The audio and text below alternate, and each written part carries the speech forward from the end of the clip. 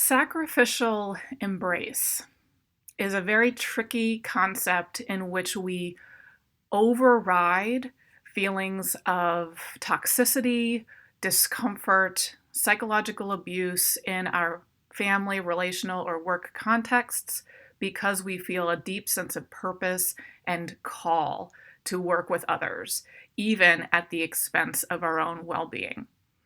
So I'll unpack both of these aspects, sacrifice and embrace. So this notion of sacrifice, it has religious overtones, and of course that's actually an element of this, in the sense that to sacrifice oneself, you are giving of yourself before your own needs or over and above your own needs. We're encouraged in certain spaces in society to be sacrificial. This is a ethos that is valued in a lot of different contexts within religion, within faith-based ways of being in the world, but also within just being part of a community. However, there are specific individuals historically who have disproportionately taken on this role of sacrificial being toward others. And at times it's an expectation. And I say this as a woman who feels quite empowered in my own life. I have a lot of confidence and self-worth, but I too have been in situations both within my family and in my work context where, because I was this sort of caregiving oriented woman who really, I think, felt strongly about relationships and being there for other people, I was unfortunately put in these positions and situations where I was expected to go above and beyond my own personal needs to satisfy the needs of others. And as I've matured in my life and in my self-awareness, I've been able to check the ways in which that is putting myself at risk for stress, for burnout, for overwhelm. And it's been a really important part of my own journey. Professionally, I saw this sense of sacrifice in my previous vocation as an ordained clergy.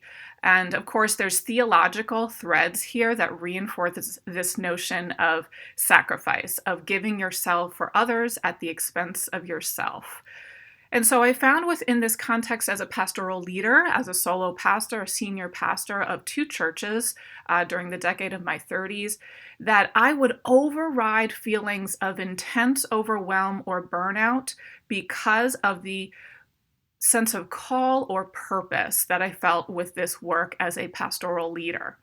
And this goes across all sectors that have a caregiving emphasis, whether it's education, both secondary or higher education, healthcare, military service, and of course, in my case, pastoral leadership, these contexts in which there already is an expectation of giving of oneself for others. And I find that it's within these contexts that have that overarching expectation of service, plus gender expectations of the self-sacrificial female, the continually giving, offering of herself woman. Those two expectations can be a really dangerous combination for female leaders in caregiving professions.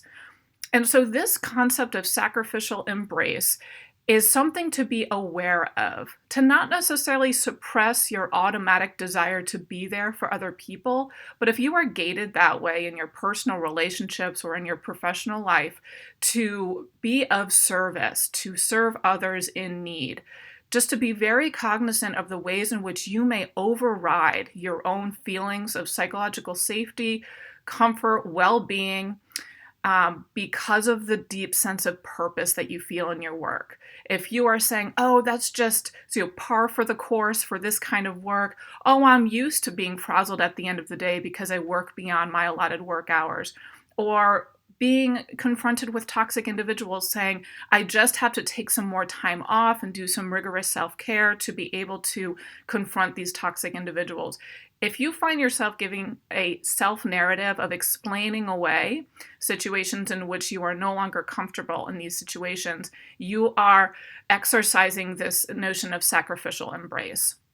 So I encourage you, if that's something that's in your life, to be able to put up markers around you mentally that say, am I overriding something that I should be really listening to about whether this is a sustainable relationship or a safe work context? And really ask yourself some deep questions about, is it really worth it?